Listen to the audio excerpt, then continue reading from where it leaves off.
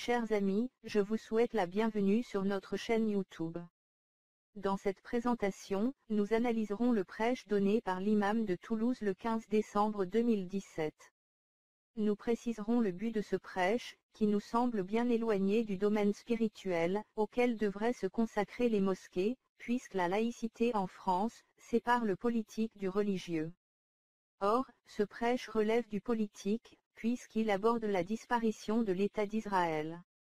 Selon cet imam, cette disparition est voulue par Dieu et annoncée par les prophètes. L'imam de la grande mosquée de Toulouse introduit son prêche par la bataille finale et décisive que livreront les musulmans aux juifs. Dans cette bataille, les pierres et les arbres appelleront les musulmans à tuer les juifs.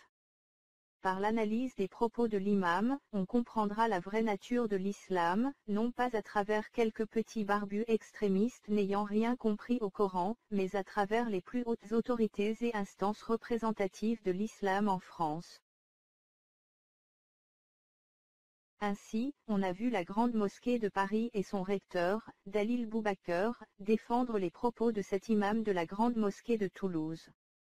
Par ailleurs, il y a eu l'intervention d'un État musulman, en l'occurrence l'Algérie, à travers son ministre des Affaires religieuses et des cultes. Ce représentant officiel d'un État étranger a fustigé les prétendus médias français d'extrême droite qui auraient accusé d'antisémitisme l'imam de Toulouse. Le ministre algérien a qualifié cet imam de savant religieux issu d'une noble lignée algérienne de savants religieux. L'imam de Toulouse fait de l'existence de l'État d'Israël, et de sa future disparition, le thème central de son prêche. Dans ce cadre, il cite le hadith de Mahomet qui figure dans les recueils de Boukhari, Muslim et bien d'autres théologiens faisant autorité dans l'islam. Ce hadith rapporte les paroles de Mahomet sur le combat que livreront les musulmans aux juifs.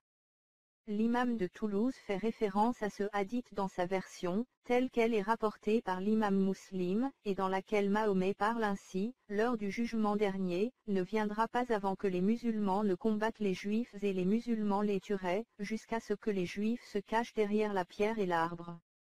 Alors la pierre et l'arbre diront: Ô musulmans, ô serviteurs d'Allah, il y a un juif derrière moi. Viens le tuer. » Seul l'arbre appelé Arcade n'a rien dit, car c'est l'arbre des Juifs. Alhamdulillahi Rabbil Alamin, wal aqibatu lil muttaqin, wal halaku wad damaru lil mu'tadin. Wa ashhadu an la ilaha illa Allah الملك الحق المبين لكل أمة أجل وكذلك أخذ ربك إذا أخذ القرى وهي ظالمة. وأشهد أن سيدنا ونبينا وعظيمنا وحبيبنا محمد رسول الله أخبرنا بالمعركة الفاصلة، المعركة الحاسمة، لا تقوم الساعة حتى يقاتل المسلمون يهود، فيختبئ اليهودي وراء الشجر والحجر، فيقول الشجر والحجر: يا مسلم، يا عبد الله، هذا يهودي خلفي، تعال فاقتله، إلا الغرقد فإنه من شجر اليهود، أو كما قال عليه الصلاة والسلام. حديث رواه الإمام مسلم. وهذه نبوءات موجودة عند النصارى وعند اليهود. اللهم صل وسلم وبارك وأكرم وأنعم على سيدنا ونبينا محمد وعلى آله وصحابته أجمعين. أما بعد. Dans la suite de son prêche, l'imam de Toulouse commence par décrire Israël comme le premier État terroriste du monde. Pour son comportement criminel, cet État subira le châtiment divin, selon l'imam de Toulouse. Avec une quasi-certitude, cet imam annonce qu'Israël sera détruit et que sa fin est inscrite dans les textes sacrés des Juifs eux-mêmes. et il affirme que les textes sacrés du judaïsme, en particulier la Torah, limitent l'existence de l'État d'Israël à 76 ans.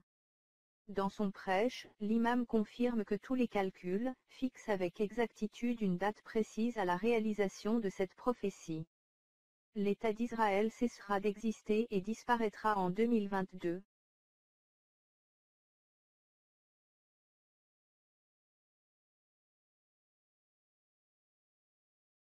إسرائيل دولة دموية بامتياز، والمذابح على مر التاريخ معروفة، على مر التاريخ، مذبحة دير ياسين، كفر الخانة، مذبحة صرة وشتيلة، مذبحة كذا، مذابح وآلاف الآلاف القرى التي دمرت وهجر أهلها وأخرجوا من ديارهم وأوذوا في أنفسهم وعيالهم. لم أقل أنا هذا، بل هنالك نبوءة في التوراة أو في التلمود تتحدث عن زمن معين تبقى فيه هذه الدولة وتزول وتنهار، نبوءة عندهم، وأن هذه الدولة إذا قامت باسم الدين، أنا أقول ليس عن اليهودية كدين وكشعب، عن الدولة الظالمة، الدولة الإرهابية في العالم الأولى التي هي فوق القانون، فوق القانون العالمي والدولي، لكنها ليست فوق الله، ليست فوق قوانين الله عز وجل. سأتحدث إليكم عن الحتمية التوراتية، ثم عن النبوءة الحسابية العددية، ثم عن الحتمية التاريخية والحتمية القرآنية، ونبوءة عن زمن ستبقى فيه هذه الدويلة أو هذا الكيان. قالوا إذا قامت على دين ستبقى 76 سنة، ولذلك هنالك حسابات، هذه النبوءات من حسابات يقولون في نهاية هذه الدولة سنة 2022. Pour étayer sa rhétorique et préciser le contexte de son prêche, l'imam de Toulouse cite le cheikh palestinien, Ahmed Yassine, le père spirituel du Hamas, ce mouvement qui organisa des dizaines d'attentats suicides. Dans ce cadre, l'imam de Toulouse s'élève contre ceux qui combattent l'islam, sous le prétexte de lutte contre le terrorisme. Il affirme que cette lutte a pour objectif principal, l'islam. Il dénonce ceux qui veulent établir une différence entre un islam extrémiste et l'islam modéré, considéré comme authentique. Il affirme avec force qu'il n'existe qu'un seul islam, un seul Coran et une seule religion. Il rejette l'idée d'un prétendu islam de France, que le gouvernement français essaie de vendre à la population. L'imam confirme que cet islam de France n'a aucune réalité. Il ne peut être dissocié de l'islam tel qu'il est pratiqué dans le monde musulman. L'imam de Toulouse rappelle qu'il a dit cette vérité lors de ses rencontres avec les responsables français. Comme toute personne honnête peut le constater, l'imam de Toulouse apporte un démenti cinglant à tous les propagandistes de l'islam, qui essaient de nous vendre un prétendu islam de France. L'imam apporte également un démenti cinglant et officiel à toutes les autorités politiques, médiatiques ou universitaires, qui nous rabâchent quotidiennement que l'islam est divers, et qu'il ne faut pas faire d'amalgame entre l'islam, prétendu purement spirituel, avec l'islamisme politique. C'est un démenti cinglant envers ceux qui établissent une frontière soi-disant étanche, entre l'islam et l'islamisme qui incite à l'extrémisme, au terrorisme et à la haine de l'autre.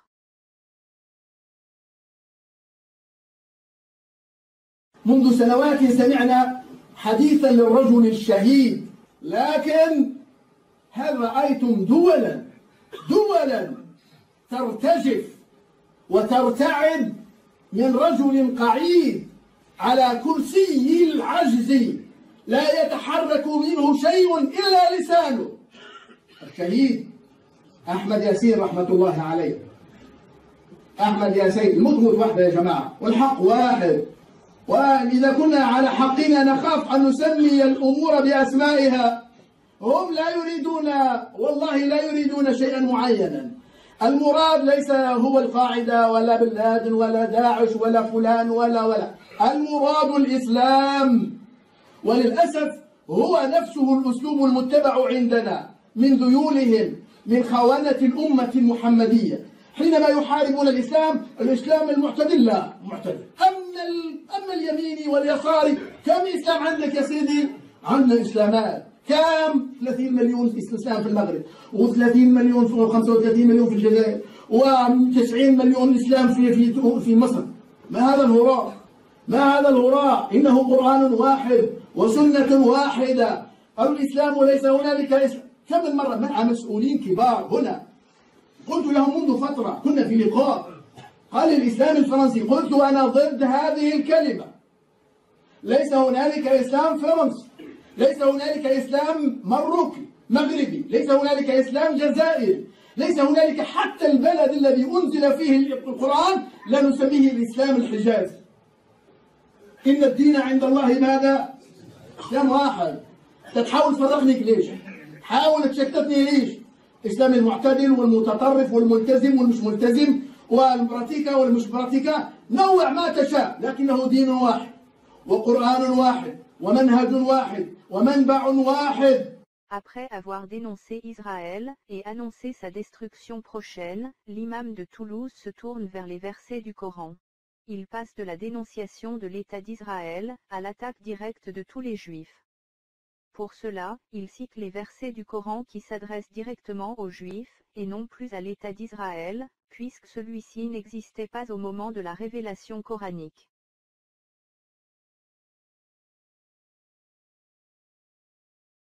هو في القرآن الكريم وقضينا، يقول ربنا وقضينا إلى بني إسرائيل في الكتاب لتفسدن في الأرض مرتين ولتعلن علوا كبيرا. إفساد بني إسرائيل كثير في التاريخ، قتلهم للأنبياء هذا إفساد، مثلا تحريفهم للتوراة إفساد. وقضينا إلى بني إسرائيل في الكتاب لتفسدن في الأرض مرتين ولتعلن علوا كبيرا. علو في الأرض واستكبار وعربدة، علوا كبيرا. وتحدث القرآن الكريم بالماضي، جاء دلالة على أنه قريب الوشوك. حينما يتحدث القرآن الكريم عن المستقبل بالماضي، أتى أمر الله قيامة، أتى أمر الله، دليل على أنه قريب الوقوع قريب الوشوك. إذن عندنا الإفساد الأول، فإذا جاء وعد أولاهما، إفسادهم الأول، بعثنا عليكم عبادا لنا أولي بأس شديد. بعثنا عليكم نوعية خاصة من الناس، هم عباد لله. بعثنا عليكم عبادا لنا، عباد لله عز وجل، تحرروا من جميع القيود، أولي بأس شديد. فإذا جاء وعد الآخرة، من يأتيكم عبادا لنا؟ يأتيكم من هم أولو بأس وقوة ومنعة، وهم المخلصون من أهل هذا الدين، عبادا لنا أولي بأس شديد. جئنا بكم لفيفا، الآية في آخر السورة، جئنا بكم لفيفا، يعني جئنا بكم من مشارق الأرض ومغاربها، من يهود الروس والأمريكان وغيرهم، جئنا بكم إلى هذا الموطن. أيها الفضلاء، هنالك بشارات وإشارات. إن وجود الجدار الميز العنصري في وسط فلسطين والقدس دليل على خوف هؤلاء ودليل على رغبتهم. إن حياة هذا الشباب الآن، حياة الصحوة والرجوع إلى الدين والصلوات والمجالس العلم والمحاضرات واللقاءات في مشرق الأرض ومغربها، دليل على أن الإسلام عائد، وأن عباد الله الذين سيكونون في المرة الثانية، في الكرة الثانية، المطهرون لبيت المقدس، سيكونون من هذا الجيل أو الذي يليه بإذن الله ورحمته وعونه. فإذا وجدت 2%، 98 كلهم تبع. إذا صلح في الأمة 2.5%، سيكون على أيديهم تحرير بيت المقدس. أسأل الله تعالى أن يجعل ذلك قريبا، إنهم يرونه بعيدا ونراه قريبا.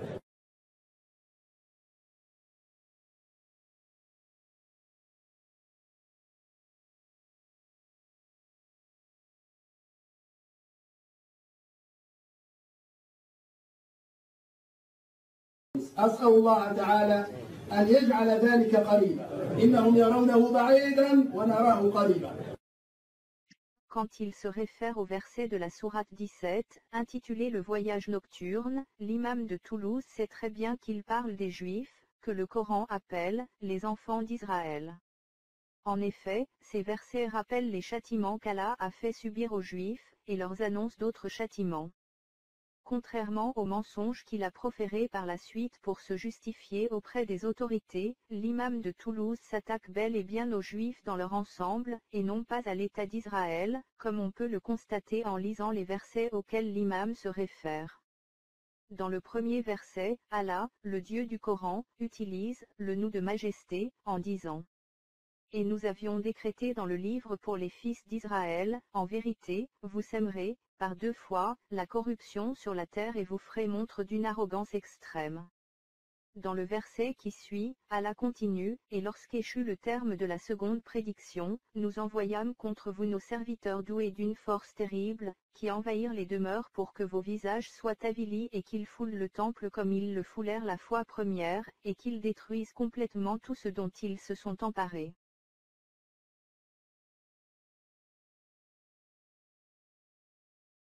Et pour réaliser ces menaces, l'imam ne laisse aucun doute. Ce sont les musulmans qui vont punir les juifs, conformément aux préceptes du Coran. Et l'imam ne recule pas devant les propos racistes. Il affirme que ces musulmans vont purifier Jérusalem. En cela, il considère les juifs comme des impuretés, qui souillent la ville sainte. Il ne fait que confirmer les préceptes du Coran qui considèrent les mécréants comme des impuretés qui ne doivent pas approcher de la mosquée sacrée. La sourate 9, au verset 28, s'adresse ainsi aux fidèles. Ô, vous, les musulmans, qui croyez. Les mécréants qui associent d'autres divinités au seul Allah, ne sont qu'impuretés. Qu'ils ne s'approchent plus de la mosquée sacrée. En fait, l'imam de Toulouse reprend le vieux rêve de Nasser, qui a coalisé les armées arabes, pour détruire Israël et jeter les Juifs à la mer. On revoit les caricatures de la presse arabe de l'époque. Ces images montrent que les pays arabes avaient la certitude d'effacer l'État d'Israël de la carte. La coalition arabe subit une lourde défaite en juin 1967, dans ce qui porte le nom de la guerre des 6 jours. L'imam de Toulouse semble reprendre le même rêve, mais il confie la destruction d'Israël à l'islam, qui vaincra grâce aux combattants qu'Allah suscitera au sein de la communauté musulmane.